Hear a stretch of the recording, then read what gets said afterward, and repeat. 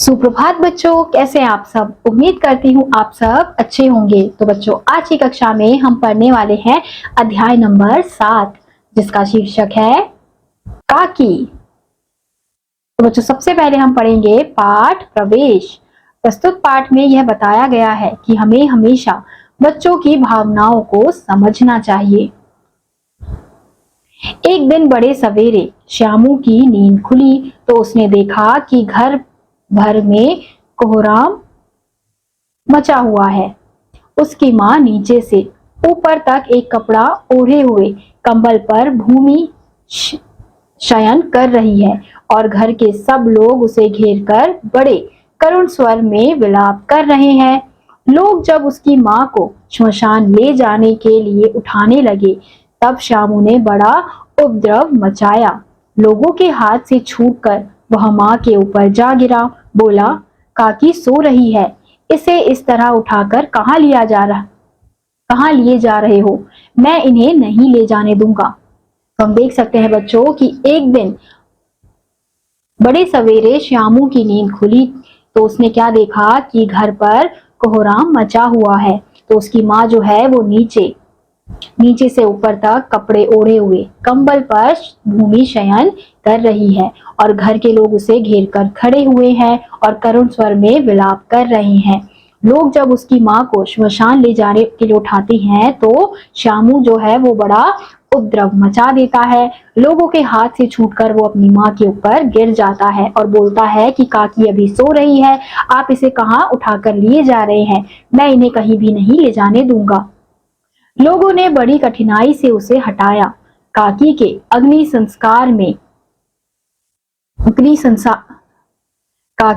संस्कार में भी वह ना जा सका। एक दासी राम राम करके उसे घर पर ही संभाले रही। अब उसे हटाना वहां से बहुत ज्यादा कठिन काम था। उसे बहुत कठिनाई से वहां से हटाया। फिर काकी के अग्नि संस्कार में भी वह नहीं जा पाया था। तो एक दासी जो थी राम राम करके उसे घर पर ही संभाल रही थी। यद्यपि बुद्धिमान गुरुजनों ने उसे विश्वास दिलाया कि उसकी काकी उसके मामा के यहाँ गई है, परंतु यह बात उससे छिपी ना रह सकी कि काकी और कहीं नहीं, ऊपर भगवान के यहाँ गई है। अब लोग क्या करते थे, उसे दिलासा देने के लिए कहते थे कि जो काकी है वो कहाँ गई है, मामा के यहाँ गई है। लेकिन ये जो बात थी वो उससे काफी समय तक नहीं छुप पाई थी। वो समझ गया था कि काकी जो है वो भगवान के पास गई है। काकी के लिए कई दिन लगातार रोते रोते उसका रुदन तो धीरे धीरे शांत हो गया, परंतु शोक शांत ना हो सका। वह प्रायः अकेला बैठा बैठा शून्य मन से आकाश की ओर ताका करता। अब काकी के लिए कई दिन तक वो लगातार रोता रहा। वो शांत फिर धीरे धीरे होने लगा, परंतु शोक शांत नहीं हुआ था। वो क्या करता था, अकेले बैठा रहता था और बैठे बैठे शून्य मन से आकाश की ओर ऐसे ही देखा करता था। एक दिन उसने ऊपर पतंग उड़ती देखी। ना जाने क्या सोचकर उसका हृदय एकदम खिल उठा। तो एक दिन क्या होता है कि वो ऐसे ही आकाश में देख रहा होता है, तो एक दिन उसे क्या नजर आता है, पतंग नजर आती है उड़ती हुई। तो उसे देखकर वो बहुत ज्यादा खुश हो जाता है, उसका हृदय जो है वो खिल उठता है। पिता के पास जाकर बोला, काका मुझे एक पतंग मंगा दो, अभी मंगा दो। फिर वो क्या करता है, अपने काका के पास जाता है और कहता है कि मुझे अभी एक पतंग मंगवा दो। पत्नी की मृत्यु के बाद से विश्वेश्वर बहुत अनमने से रहते थे। अच्छा मंगा दूंगा कहकर वे उदास भाव से और कहीं चले गए।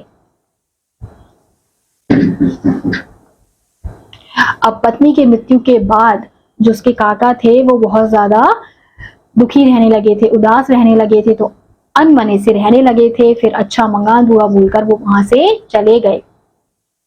श्यामू पतंग के लिए उत्कंठित था। वह अपनी इच्छा किसी तरह ना रोक सका। एक जगह खूंटी पर विश्वेश्वर का कोट टंगा था। इधर उधर देखकर उसने पास एक स्टूल सरका कर रखा और ऊपर चढ़कर कोट की जेबें टटोली। एक चवन्नी पाकर वह तुरंत वहां से भाग गया। अब उसे पतंग खरीदने का बहुत ज्यादा मन कर रहा था। तो उसने क्या किया, उसने एक खूंटी पर विश्वेश्वर यानी अपने काका का कोट टंगा हुआ देखा। तो उसने स्टूल को अपनी तरफ सरकाकर उसमें चढ़कर उसने क्या किया, कोट की जेब को टटोला। फिर उसको एक चवन्नी मिल गई और ये पाकर वो वहां से तुरंत भाग गया। सुखिया दासी का लड़का भोला श्यामू का साथी था। श्यामू ने धीरे से कहा, अपनी जीजी से कहकर चुपचाप एक पतंग और डोर मंगा दो। देखो अकेले में लाना, कोई जान ना पाए। तो सुखिया दासी का लड़का जो भोला था वो श्यामू का अच्छा दोस्त था। तो वो क्या कहता है, श्यामू से धीरे से कहता है कि अपनी जीजी से कहकर चुपचाप एक पतंग और एक डोर मंगवा देना और ये काम अकेले में करना, कोई जान ना पाए। पतंग आई एक अंधेरे घर में उसमें डोर बांधी जाने लगी। श्यामू ने धीरे से कहा, भोला अगर किसी से ना कहे तो एक बात कहूं। भोला बोला, हाँ बता। मैं किसी से नहीं बोलूंगा। श्यामू बोला, मैं पतंग ऊपर भगवान के पास भेजूंगा, जिससे काकी उसकी डोर पकड़कर नीचे आ जाएगी। तो बच्चों वो पतंग क्यों मंगवाता है, वो भोला को बताता है कि अगर तुम मेरी बात किसी से नहीं कहोगे तो मैं तुम्हें एक बात बताना चाहता हूँ। फिर भोला कहता है, हाँ बता। तो वो कहता है कि मैं जो पतंग है वो ऊपर भगवान के पास भेजूंगा, क्योंकि पतंग जो है वो आसमान में उड़ती है। तो वो सोचता है कि आसमान में ही उसकी काकी गई है भगवान के पास। तो वो सोचता है कि मैं अगर पतंग को ऊपर भेजूंगा तो उसकी काकी उस पतंग के सहारे नीचे आ जाएगी। भोला श्यामू से अधिक समझदार था। उसने कहा, बात तो बड़ी अच्छी सोची, परंतु एक कठिनाई है। यह डोर पतली है, इसे पकड़कर काकी उतर नहीं सकती। इसके टूट जाने का डर है। पतंग में मोटी रस्सी हो तो सब ठीक हो जाए। अब जो भोला था वो श्यामू से अधिक समझदार था। तो वो क्या कहता है कि तुमने बात तो बहुत अच्छी सोची है, परंतु इसमें एक कठिनाई है। ये जो डोरी है वो बहुत ज्यादा पतली है, तो काकी इसको पकड़कर नीचे नहीं उतर पाएगी, क्योंकि वो रास्ते में ही हो सकता है टूट जाएगी। तो इसके लिए हमें क्या करना होगा, हमें पतंग में मोटी रस्सी बांधनी होगी। श्यामू गंभीर हो गया। मतलब यह बात लाख रुपए की सुझाई गई, परंतु कठिनाई यह थी कि मोटी रस्सी कैसे मंगाई जाए। पास में दाम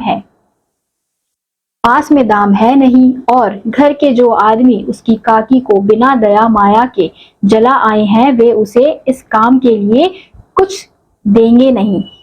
उस दिन श्यामू को चिंता के मारे पूरी रात नींद तक नहीं आई।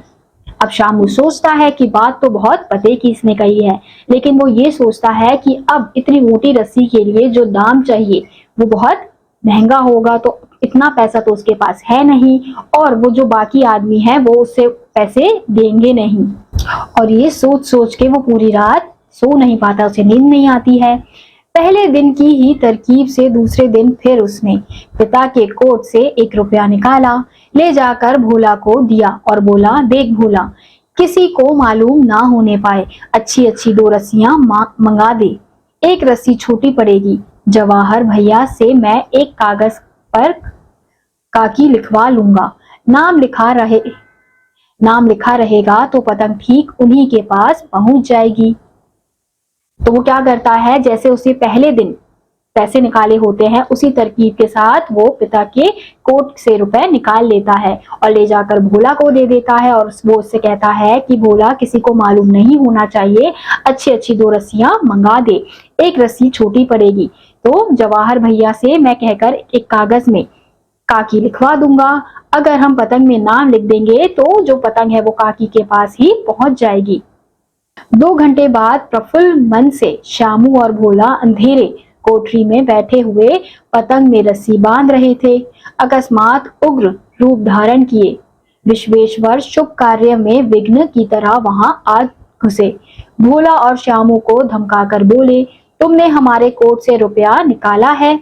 तभी क्या होता है, अब 2 घंटे बाद प्रफुल्लित मन से श्यामू और भोला अंधेरी कोठरी में पतंग में रस्सी बांध रहे होते हैं। तभी वहां पर एकदम से कौन आ जाता है, विश्वेश्वर यानी श्यामू के पिता वहां पर आ जाते हैं और फिर दोनों को धमकाकर बोलते हैं कि क्या तुम दोनों ने मेरे कोट से पैसे निकाले हैं। भोला एक ही डांट में मुखबिर हो गया। बोला, शामू भैया ने रस्सी और पतंग मंगाने के लिए निकाला था। अब भोला क्या डर जाता है एक ही डांट से, और वो बोल देता है, बता देता है कि शामू भैया ने रस्सी और पतंग मंगाने के लिए पैसे निकाले थे। विश्वेश्वर ने शामू को 2 तमाचे लगाकर कहा, चोरी सीख कर जेल जाएगा। अच्छा, तुझे आज अच्छी तरह समझाता हूँ, कहकर फिर कई तमाचे जड़े और कान मलने के बाद पतंग फाड़ डाली। अब रस्सियों की ओर देखकर पूछा, ये किसने मंगाई? अब जैसे ही विश्वेश्वर को ये पता चलता है कि शामू ने पैसे निकाले हैं, तो वो उसको बहुत मारने लगता है और कहता है कि चोरी सीखकर जेल जाएगा, और वो उसे कहता है कि मैं तुझे अच्छे से सबक सिखाऊंगा। फिर वो और तमाचे उसको मारता है और उसके कान को मोड़ने लगता है, और फिर रस्सियों को देखकर कहता है कि ये रस्सियां किसने मंगवाई? भोला ने कहा, इन्होंने मंगाई थी, कहते थे पतंग तानकर काकी को राम के यहाँ से नीचे उतारेंगे। विश्वेश्वर हतबुद्धि होकर वहीं खड़े रह गए। उन्होंने फटी हुई पतंग उठाकर देखी, उसके कागज पर लिखा था काकी। तो भोला कह देता है कि इन्होंने ही मंगाई थी, ये पतंग बनाकर क्या करेंगे, काकी को राम के यहाँ से नीचे उतारेंगे, यानी कि भगवान के यहाँ से नीचे लाएंगे। फिर विश्वेश्वर जब ये बात सुनता है तो वो हतबुद्धि होकर वहीं पर खड़ा रह जाता है। वो हैरान हो जाता है कि इतना सा बच्चा ये क्या सोच रहा है। फिर वो क्या करता है, फटी हुई पतंग को उठाकर देखता है तो उसमें एक कागज पर लिखा हुआ होता है काकी। तो बच्चों, इस अध्याय के माध्यम से बताने का प्रयास किया गया है कि हमें बच्चों को इस प्रकार से नहीं मानना चाहिए, यानी कि हम मानते हैं कि वो नादान होते हैं, नादानी में वो ऐसी ऐसी हरकतें कर देते हैं, लेकिन पहले हमें उनसे प्यार से अच्छे से बात करनी चाहिए, उन्हें अच्छे से समझाना चाहिए, हाथ नहीं उठाना चाहिए। तो इसी के साथ आज का यह अध्याय यहीं समाप्त होता है। उम्मीद करती हूँ आपको यह अध्याय समझ आया होगा। मैं आपसे मिलूंगी अगली कक्षा में। तब तक के लिए आप सभी बच्चे खुश रहिए और पढ़ते रहिए। बाय।